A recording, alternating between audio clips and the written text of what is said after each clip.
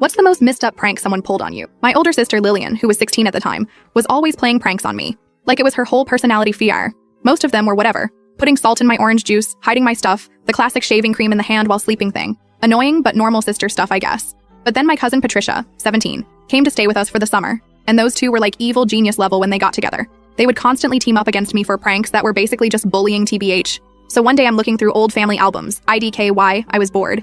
And I noticed something weird. There weren't any baby pics of me before like 18 months old. Just nothing. Which was strange. BC, my parents documented everything with my sister. First smile, first bath, first whatever. I asked Lillian about it and she got this weird look on her face. She was like, "Oh, you don't know?"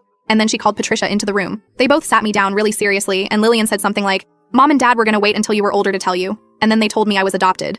At first I laughed. BC, obviously it was another stupid prank. But then Patricia pulled out this folder she had made with what looked like official documents.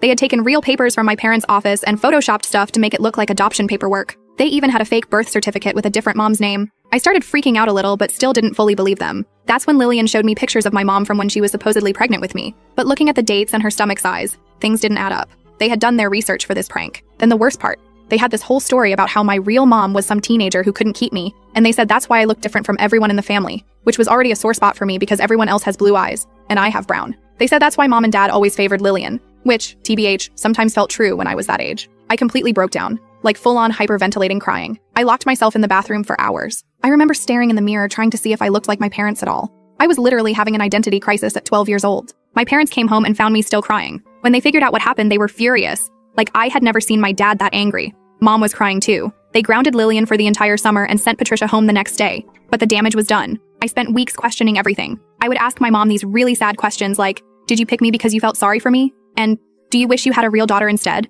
Which absolutely broke her heart. Mom eventually took me to a therapist because I was having nightmares and trust issues. The therapist helped. But honestly, what helped more was when my mom dug out a bunch of my missing baby pictures from storage.